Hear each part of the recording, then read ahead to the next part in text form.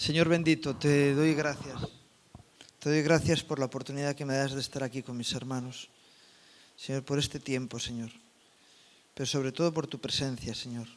Por tu bondad, por tu misericordia. Señor, por revelarnos tu palabra. Señor, vivifícala hoy para nosotros, para que por ella podamos ser hoy renovados, fortalecidos. Señor, yo te pido que tu Espíritu Santo obre entre nosotros, Señor, para que así podamos salir fortalecidos por tu palabra. Te lo pido en nombre de Jesús. Amén. ¿Cuántos vinieron hoy a que Dios les bendiga? Pues muy mal. Muy mal.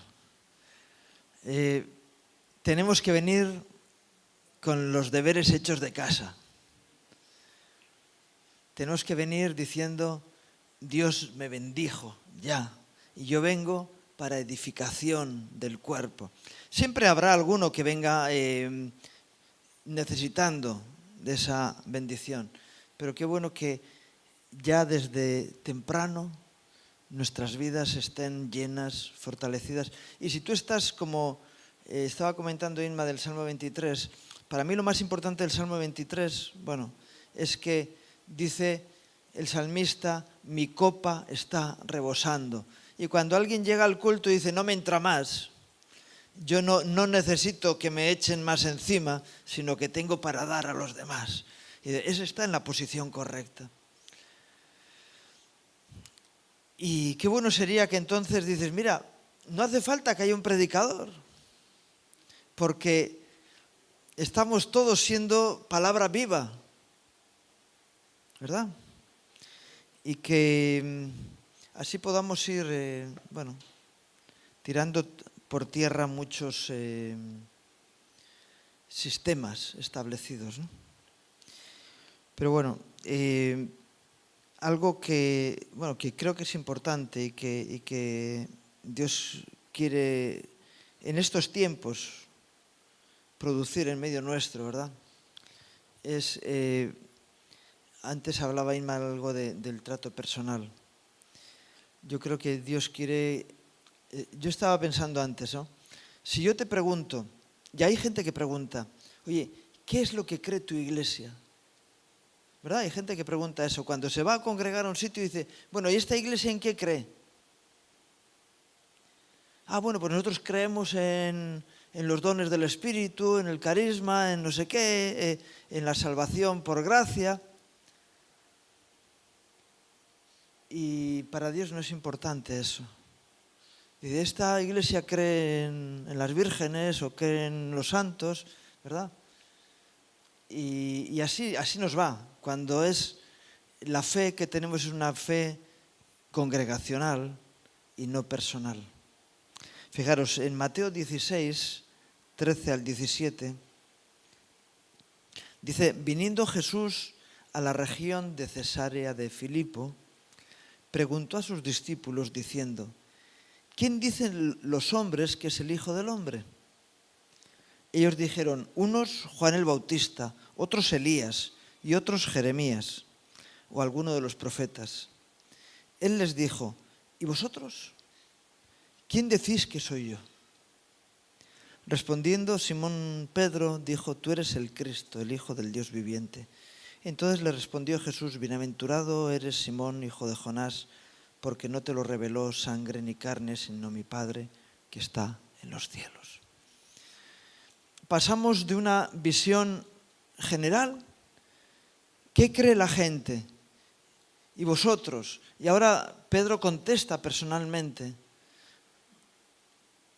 Y uno de los grandes problemas que tiene el Señor es lo que realmente cree la gente de Él. Lo que realmente creen los cristianos de Cristo. Porque yo sé que hay mucha gente que está muy preocupada en conocer doctrinas y historias, pero Dios quiere que tú tengas una revelación personal de quién es Él. ¿Quién es tu Dios? ¿Cómo es tu Dios? ¿Y qué pretende de ti hacer Dios? Algunos están preocupados bueno, hay poquita gente eso, preocupados, ¿cuál es la voluntad de Dios para mi vida? Y digo esto porque la mayoría de la gente dice, mira, no, a mí déjame de rollos, yo lo que quiero es, aunque sea de rebote, en el último momento entrar en el reino de los cielos. Y esa es una posición de mínimos. Y Dios nos quiere llevar a una posición de máximos, ¿verdad? Dios quiere hacer de tu vida, que tu vida sea una vida absolutamente bendecida por Él. Lo que es que nosotros nos oponemos mucho a eso, nos resistimos a que Dios nos bendiga de verdad. Lo que queremos es pinceladas, que nos mantenga lo mejor posible. Y Dios no quiere hacer un trato de mantenimiento, sino que quiere transformar nuestras vidas completamente. Y esto empieza por saber con quién estás tratando. Las personas que llegan a tener una revelación personal de quién es Dios y que ese Dios se acerca a ellos, tienen una actitud diferente delante de Dios del resto. Y por eso es importante que tú puedas decir qué pienso yo de mi Dios. ¿Qué piensas de Dios? Para muchos Dios está allí lejano y ha dejado pues unas señales y a unas personas que hablan de Él y saben que la palabra de Dios es verdad, pero hay muchas cosas muy difíciles de entender. Yo hace poco le decía a alguien, mira, yo tengo la ventaja personal de que yo conocí antes al autor que el libro. Aunque yo leía la palabra de Dios antes, para mí no tenía valor, o tenía un valor. Por eso entiendo, ¿no?, que hay gente que dice, no, esto tiene un valor de costumbre. Está bien leer la palabra de Dios, está bien que nos compartan algo de la Biblia, pero no pasa de ahí. Oye, la vida es la vida. Y la palabra de Dios es algo que, bueno, que se lee en la iglesia. Pero yo conocí al autor. Y a mí me da crédito el autor. Y por eso para mí la palabra de Dios es importante, porque conozco quién la da. Y entonces sé quién es, sé cómo es, sé lo amoroso que es, sé lo comprensivo, el amor que Él tiene. Y entonces cuando algunos me enseñan textos bíblicos con una interpretación que desvirtúa la personalidad de aquel que yo conozco, digo, eso no es así. ¿Cómo? No, porque en el griego, en el arameo, en no sé qué. Digo, mira, a mí yo no sé ni griego, ni arameo, ni hebreo, no sé nada de eso. Pero yo sé cuál es el carácter del Dios mío. Y ese fue la respuesta de Pedro. Tú eres el Hijo de Dios. Yo sé que tú eres la promesa de Dios para su pueblo. Y había mucha profundidad en eso que dijo. Por eso el Señor le dijo, bienaventurado eres. No estaba recibiendo la bendición ahora, sino que ya Dios la había revelado y tenía una revelación de Dios en su vida. Y qué bueno, por lo que hablaba yo antes, ¿no?, que cuando tú vienes al culto y tengas en tu corazón el mover de Dios, es decir, el propósito de Dios del día. Y andes entonces en el Espíritu, en la misma dirección en la que Dios anda. Y eso es algo tan personal. Tan personal. Y qué bueno que podamos recibirte como alguien bienaventurado, alguien bendito de Dios. Mira, esta persona lleva la gracia de Dios sobre su vida. Y eso hay que buscarlo personalmente. ¿Y cómo uno encuentra la gracia de Dios? Algunos se la encontraron por el camino, tropezaron con ella y aprovecharon la oportunidad. Pero otros recibieron la gracia porque fueron al trono de la gracia a buscarla. Lo importante es tenerla. Y lo importante es eso. Dice, mira, yo cuando hay personas que me dan vueltas y vueltas en las cosas y tal, no sé qué, digo, mira, no te enrolles. Al pan, pan. Y como dicen algunos, al vino como locos. No, al pan, pan y al vino, vino. A las cosas por su nombre. Y hay quien excusa y aparenta sus situaciones en la vida para no mostrar su realidad. Pero cuando vamos delante de Dios, con Dios no te las juegas así. Y hay quien pretende engañar a Dios con sus formas de hacer. Bueno, dice en el Evangelio de Juan, en el capítulo 21, versículos 20 al 22, había estado el Señor ministrando a Pedro, 3 veces le preguntó si le amaba. Iban caminando y de repente Pedro se vuelve hacia atrás. Y dice, volviéndose Pedro, vio que le seguía el discípulo a quien amaba a Jesús, el mismo que en la cena se había recostado al lado de él. Y le había dicho, Señor, ¿quién es el que te ha de entregar? Cuando Pedro le vio, dijo a Jesús, Señor, ¿y qué de este? Jesús le dijo, si quiero que él quede hasta que yo venga, que a ti, sígueme tú. Es curioso ver cómo Juan escribe este relato y él, en lugar de nombrarse, si tú lees el Evangelio de San Juan, no aparece el nombre de Juan por ningún sitio. Él siempre habla de él como de aquel a quien Dios amaba. ¿Qué pasa? ¿Que era el único a quien Dios amaba? Y entonces, ¿por qué dice el discípulo al que Jesús amaba?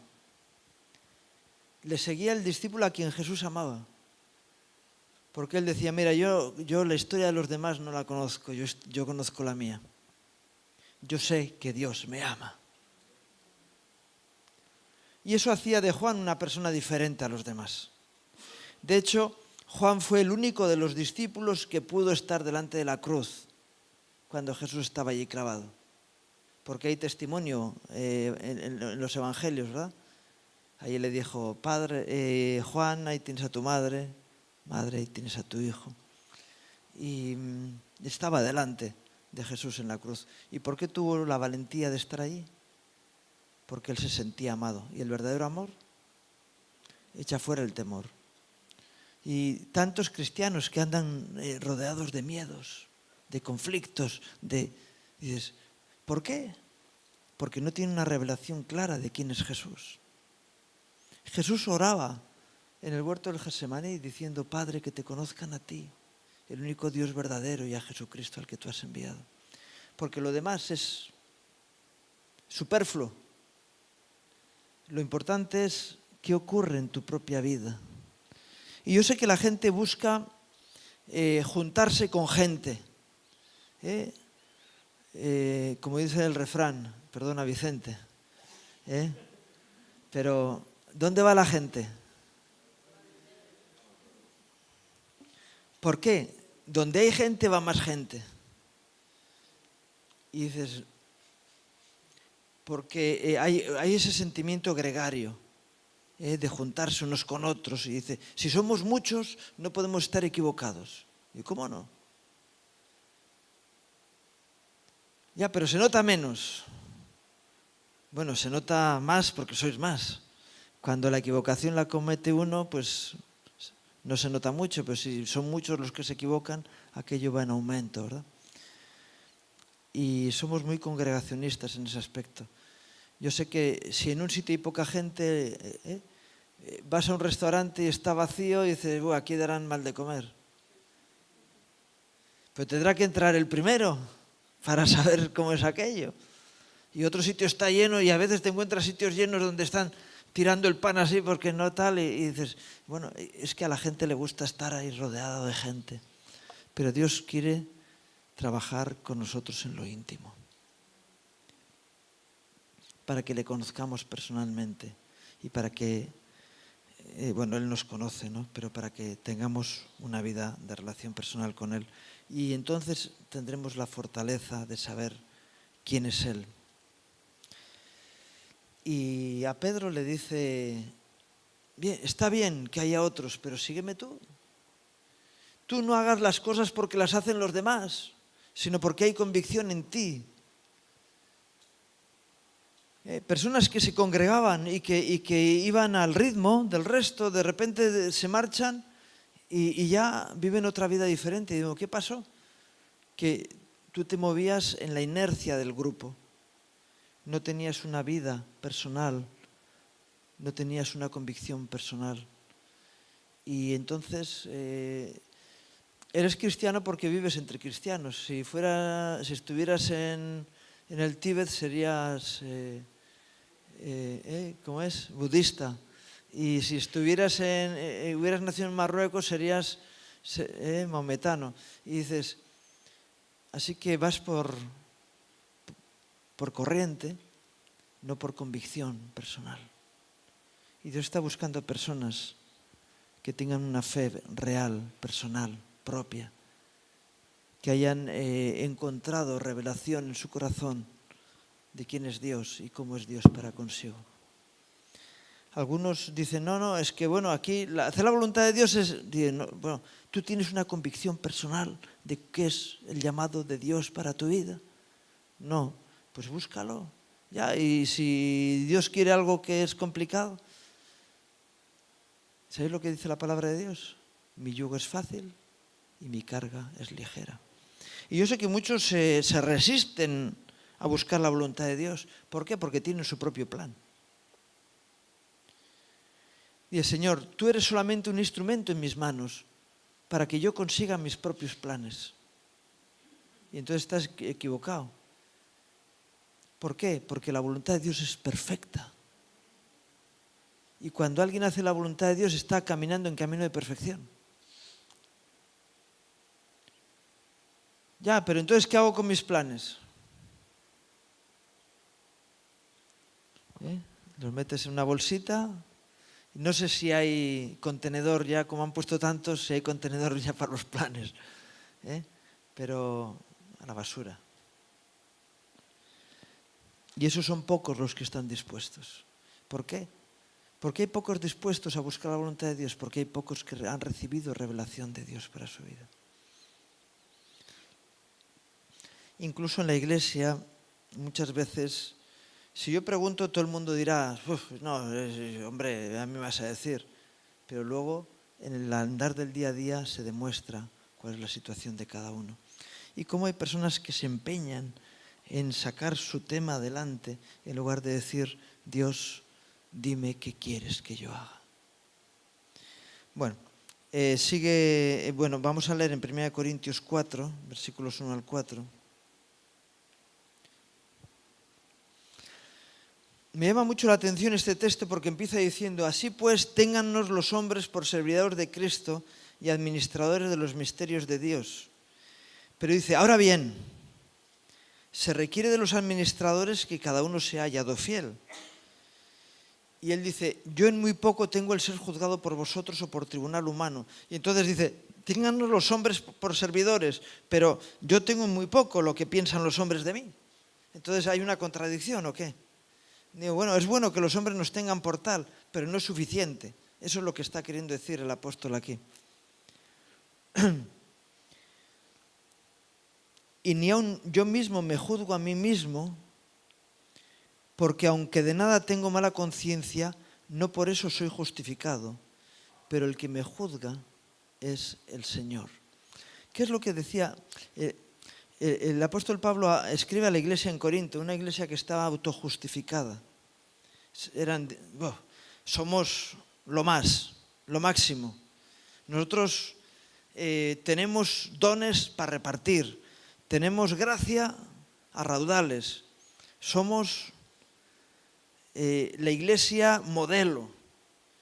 Y Pablo les dice, mira, está bien que los demás nos vean así, porque algo habrá que será positivo, pero él decía, yo mismo, el que me aplaudan los hombres no me significa nada, ni el que yo esté satisfecho conmigo mismo tampoco, porque yo sé que tengo que presentarme delante de Dios, porque el justo juicio es el suyo, no el mío. Por eso yo tengo que buscar la aprobación divina para mi vida y no la mía propia, ni el aplauso de los hombres, ni el mantener la apariencia externa, porque eso no va a ningún sitio. Tengo que buscar que en mi vida se cumpla la voluntad de Dios. ¿Y eso es complicado o es fácil?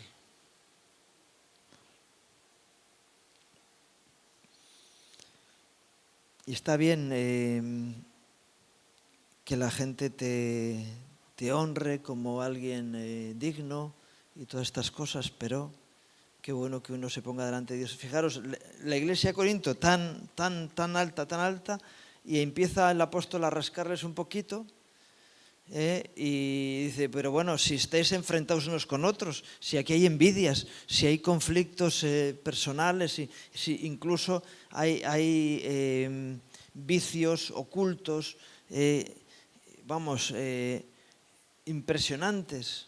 Así que no sois tan como os pensáis. Y ves ahí la primera carta a los Corintios y cómo les pone el apóstol, ¿no? Y les dice, cuidado, no os creáis tan buenos. El que me juzga es el Señor. Definitivamente, ¿cómo lo estoy llevando? Podemos engañar a los hombres.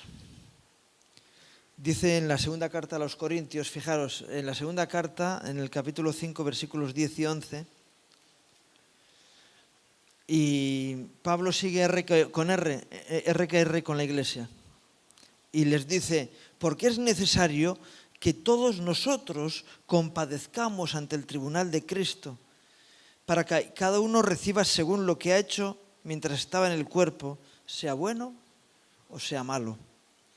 Conociendo pues el temor de Dios, persuadimos a los hombres. Pero a Dios le es manifiesto lo que somos, y espero que también lo sea a vuestras conciencias. Ahora, había habido un tratamiento del apóstol a los miembros de la iglesia, y ahora les dice, yo espero que vosotros también seáis conscientes de la realidad de vuestras vidas. Y muchas veces la autocrítica es una de las cosas que más faltan, ¿verdad?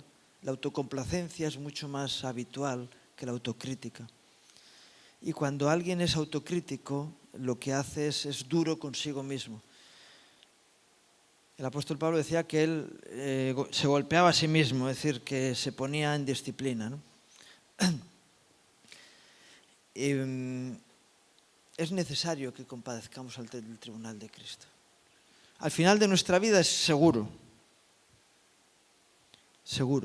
porque dice la palabra que una vez nos muramos es el juicio. Está escrito para todo ser humano que después de la muerte venga el juicio. Y es decir, nos tenemos que presentar delante de Dios. Y el Señor te va a decir, a ver, ¿qué es de tu vida? A lo mejor no es qué has hecho con tu vida, sino qué es de tu vida. ¿Cómo estás? ¿Eres bueno? ¿Has sido bueno? Como a los niños, ¿o has sido malo? Di, mira, yo he sido malo, pero confío en tu amor, en tu misericordia, y siempre he estado luchando contra la maldad de mi corazón. Yo reconozco, como el apóstol como el David decía, ¿verdad? Bueno, el apóstol Pablo también, él decía, miserable de mí. Era un hombre bendito, miserable de mí, ¿quién me librará de este cuerpo de muerte? Porque el mal que no quiero hacer, ese hago. Es decir, me propongo hacer algo y luego no soy capaz de hacerlo. Y bueno, a veces sí y a veces no, ya, pero las que sí está bien, pero las que no. Algunos dicen, bueno, oye, alguna vez lo he conseguido, ya, pero otro está preocupado por las veces en que no. Es la diferencia, ¿verdad? Y David decía, mi pecado está siempre delante de mí. Él era consciente de sus equivocaciones. Y este texto dice que a los hombres les persuadimos, pero a Dios, ¿qué? Le es manifiesto lo que somos. Tú no te puedes esconder de Dios. Adán intentó esconderse, el Señor lo encontró. Y a veces argumentamos delante de Dios cosas. Aquel fariseo oraba, Padre, te doy gracias, que no soy como ese, que hago, fíjate lo que hago bien, los diezmos, los ayunos, y lo que haces mal. Así que te estás vendiendo a Dios, diciéndole, Dios, mira qué bueno soy, qué bueno soy. En lugar de decirle, Señor, gracias por todo lo bueno que haces en mi vida, ayúdame a arreglar lo malo, porque yo quiero glorificarte con mi vida. Entonces, con una conciencia clara de nuestra realidad, podemos darle la gloria a Dios, ¿no? Fijaros que cuando tomamos la Santa Cena, normalmente el hermano que presenta pues suele decir que hay que hacerlo dignamente, ¿verdad? ¿Y eso qué significa? Que hay que venir bien vestido para el día de la Santa Cena. Con un buen perfume. ¿Y qué nos dice? Examinémonos, ¿no? Dice eso en 1 Corintios 11, 27. De manera que cualquiera que comiere este pan o bebiere esta copa del Señor indignamente será culpado del cuerpo y de la sangre del Señor. Por tanto, ¿qué? Pruébese cada uno a sí mismo. Así que tiene que haber una reflexión personal, ¿verdad? Tenemos que reflexionar sobre nuestra propia vida. Y entonces desnudarnos delante de Dios. Y decir, Señor, estos son mis secretos. Aquí es donde están las chapuzas. Mis chapuzas están aquí. Este es mi asunto, esta es mi batalla. Yo sé que hay algunos que dicen, hombre, es que son más cosas las buenas cosas que he hecho que las malas cosas. Así, muy bien, el corazón te funciona perfectamente, los riñones también, y el cerebro, pero el hígado lo tienes reventado, te vas a morir. ¿De qué te sirve que el corazón esté bien si el hígado está estropeado?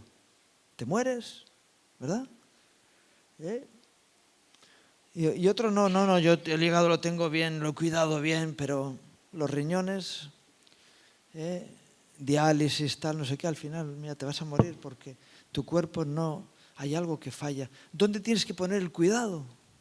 ¿En lo que funciona o en lo que no funciona? En lo que no funciona. Y examinar, y decir, yo es que soy tan bueno en este área, soy tan bueno. Y bien, gloria a Dios. Pero lo preocupante es por dónde fallas, ¿no? Hay gente que se muere porque se les perforó el duodeno, no sé qué, ¿no? Y dices, si todo lo demás está fenomenal, sí, pero hay aquí una herida mortal. Entonces, un peligro de muerte. Entonces hay que tratar ese tema para intentar solucionarlo. Y así en nuestras vidas, examinémonos a nosotros mismos. Hombre, pero en mi iglesia soy de los mejores. Porque hay otros que, bueno, vale, ellos se irán al hoyo y tú detrás de ellos también. No, por esa comparación, ¿no? Dice, oye, en el reino de los ciegos el tuerto es el rey. Pero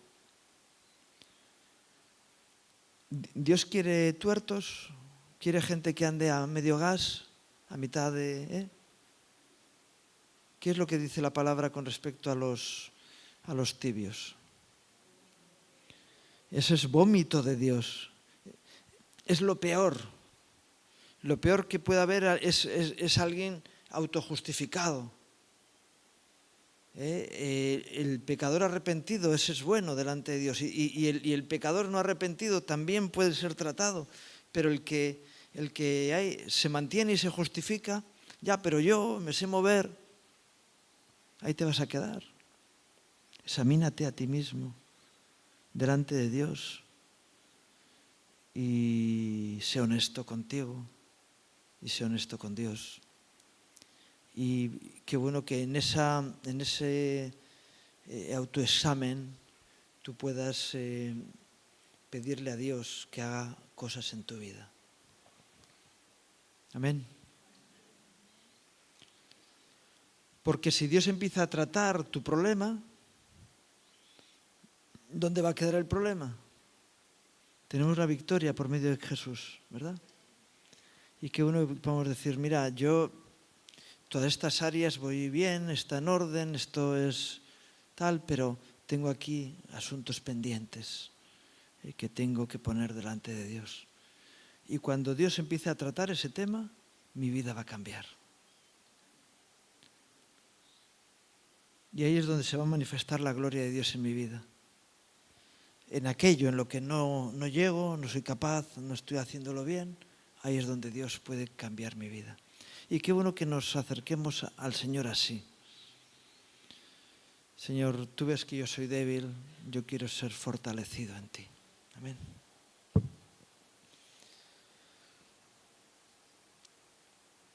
Y entonces habremos arreglado un asunto y iremos al siguiente. Porque una vez que has arreglado uno, dices, bueno, tenía 5 asuntos que arreglar y he arreglado uno. Bien, pues quedan 4. ¿No? Seguimos y para llegar a la estatura de la plenitud de Cristo, ¿no? Amén. Vamos a terminar leyendo en Filipenses 3, del 8 al 14.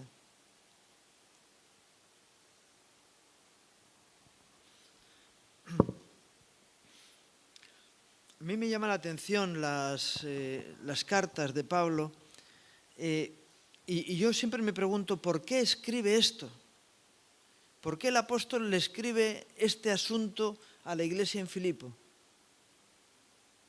Porque él escribía cosas y dice, bueno, oye, pues hay un hermano que va para Filipo, pues que se la lleven a ellos la carta esta. Habría un propósito, ¿no? En la carta hay un propósito. Y ese propósito tenía que ver con algo que estaba ocurriendo a los hermanos allí, ¿no? Porque él les escribía para edificación, para corrección, y la palabra es así, ¿no? A veces nosotros decimos, bueno, a ver qué nos cuentan hoy en la iglesia. A ver a qué se le ocurre hoy al predicador. Y por eso hay algunos que hacen malabares en el púlpito para llamar la atención. Y dices, qué bueno que tú puedas decir, ¿qué aspecto de mi vida quiere tratar Dios hoy? Pues oye, qué bueno está la palabra al que está sentado delante mío, le ha tenido que venir fenomenal. Porque esa persona tiene ese problema concretamente. Y la predicación no es para el que está sentado al lado tuyo, es para ti. La palabra de Dios es para ti, ¿verdad? Y de alguna forma, qué bueno que Dios trate contigo. Y trate contigo para desvelar aspectos oscuros, algo que esté oculto, para traer una sanidad, para corregir algo, para reconvenir un pensamiento o para que alguien que está a punto de tomar una decisión cambie de actitud. Amén. Dios sabe. Y qué bueno y por eso dice, y Pablo escribe a los hermanos en Filipo y les escribe así, le dice, y ciertamente aún estimo todas las cosas como pérdida por la excelencia del conocimiento de Cristo Jesús mi Señor, por amor del cual lo he perdido todo y lo tengo por basura para ganar a Cristo. Seguramente en Filipo había gente muy autojustificada, porque Pablo no tenía necesidad de dar su testimonio personal para que otros supieran sus luchas. Él lo comparte porque había personas que necesitaban ser edificadas con ese testimonio. Y ser hallado en él, no teniendo mi propia justicia, que es por la ley, sino la que es por la fe de Cristo, la justicia que es de Dios, por la fe, a fin de conocerle y el poder de su resurrección y la participación de sus padecimientos, llegando a ser semejante a Él en su muerte, si en alguna manera llegase a la resurrección de los muertos. No que lo haya alcanzado ya, ni que ya sea perfecto, sino que prosigo por ver si logro asir aquello por lo cual también fui asido por Cristo Jesús. Posiblemente en la iglesia en Filipo había gente que decía, somos lo máximo, igual que en Corinto. Nosotros tenemos tal revelación de Dios. Gloria al Señor, si tú tienes tal revelación de Dios. Yo el otro día comentaba de alguien que tenía un don profético. Y vamos, sacaba el zoom, ponía el objetivo y te decía cualquier cosa que pasaba en la vida de los demás. Pero no hacía lo mismo consigo mismo. Es decir, persona conflictiva, problemática. Dices, oye, Dios te muestra todo lo que hacen los demás mal, pero nunca lo que haces tú mal. Aquí hay algo que no funciona, porque no es así. Dios no da los dones para que uno se dedique a dar tortas a los demás. Primero a uno mismo y luego a los demás. Y ahí Pablo decía, yo no es que lo haya alcanzado ya, que ya sea perfecto. Y él decía, perdonarme, pero yo tengo una lucha personal tremenda con intentar conseguir aquello a lo que Dios me llamó. Él, que era un hombre que tenía un testimonio de vida impresionante, pero él tenía que mostrar sus luchas y decir, mira, no que ya sea perfecto, sino que prosigo por ver si logro asir. Y aquello por lo cual también fui asido por Cristo Jesús. Hermanos, yo mismo no pretendo haberlo alcanzado ya, pero una cosa hago, olvidando ciertamente lo que queda atrás y extendiéndome a lo que está delante, prosigo a la meta del supremo llamamiento de Dios en Cristo Jesús. Decía, yo estoy en esa pelea personal por llegar adelante. Y seguramente se encontraba con gente muy relajada, porque si tú me hubieras conocido cómo era yo antes. Bueno, bien, Dios ha tratado contigo ya áreas, gloria al Señor. Dios te ha dado dones espectaculares, gloria al Señor. Pero todavía hay cosas que mejorar en tu vida. Ese es el área de trabajo en el que debes de meterte, ¿verdad? Para ser mejor, para ir mejorando la vida, para ir perfeccionándonos, para que no haya nada que nos impida llegar a la meta, ¿verdad? Y el Señor va a tratar contigo si tú te dejas. Le decían los apóstoles al Señor, le decían, ¿por qué a nosotros nos hablas claramente y a los demás en parábolas? Porque no quieren oír. Y cuando hay alguien que dice, Señor, mira, yo ya estoy contento con lo que me has cambiado. Y hay personas que dicen, mira, nunca pensé que llegaría a este nivel, así que ya estoy contento. Pero el Señor quiere seguir tratando contigo. Yo sé que hay personas que pasan de un primer estadio en el que es evidente que vienen reventados, pasan de muerte a vida, empiezan a ser restaurados por el Señor y dan la gloria a Dios por eso, y llega un momento en que cambia el chip y ahora esa persona que ya ha alcanzado un nivel se dedica a juzgar a los demás que están por debajo o más atrás que él, y ya dice, mira, tú tendrías que llegar a lo que yo he llegado. Y el Señor dice, mira, vamos a ver, aquí hay dos modelos o tres modelos diferentes. Está el modelo de ese que está a mitad del camino.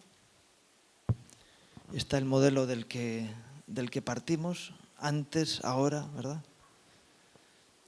Y está el modelo de la plenitud de Cristo.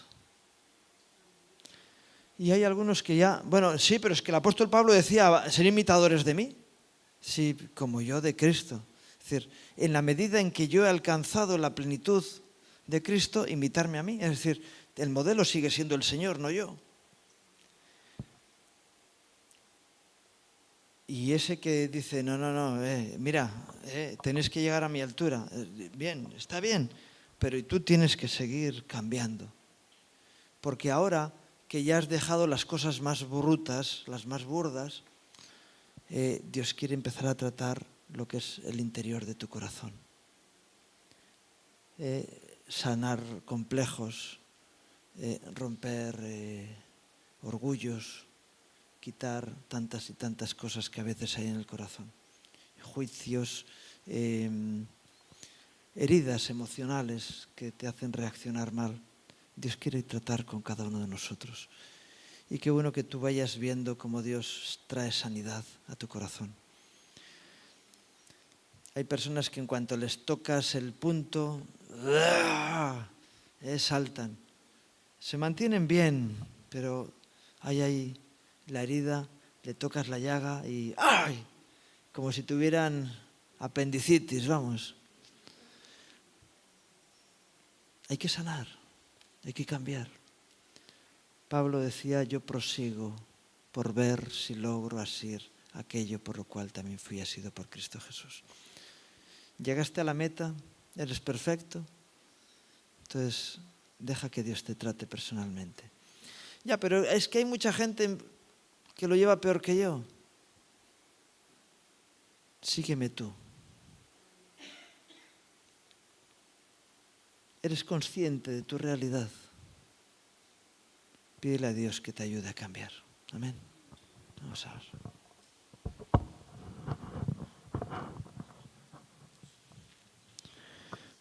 Señor, y hoy en mitad del jolgorio y la fiesta, queremos acercarnos a ti, Señor. Dándote gracias, Señor, por todo lo que has hecho ya por nosotros, por tu tratamiento y por los cambios que has producido en nuestras vidas, pero queremos acercarnos a ti, Señor, para que sigas trabajando en nosotros. Señor, para que nos reveles tu voluntad, Señor. Para que nos puedas liberar. Para que nos puedas liberar de tantas trampas del camino. Señor, pedirte que nos ayudes, Señor. Y que trates con cada uno, Señor, en particular. Señor, líbranos de todo orgullo, Señor, de todo aquello de toda hipocresía, Señor. Señor, de todo aquello que va a impedir que tú sigas obrando en nuestras vidas, Señor. Señor, tú que comenzaste la obra en nosotros, que la puedas terminar. No queremos ponerte impedimentos ni barreras, Señor, sino que nos ayudes a cambiar. Dios mío, te lo pido en nombre de Jesús. Amén. Señor os bendiga.